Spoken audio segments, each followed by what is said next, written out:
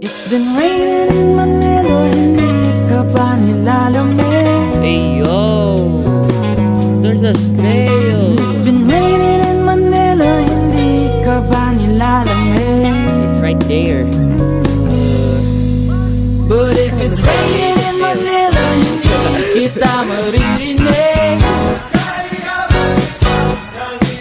So I'll be waiting in Manila kahit di ka na babalik. Maulan ba sa inyo pag bumubuhos dito? Paumanhin at mukhang hindi ko masasabayan ang iyong yapak sa pagngiti at pag-iyak, sa paglipad at pagbagsak ng araw-araw.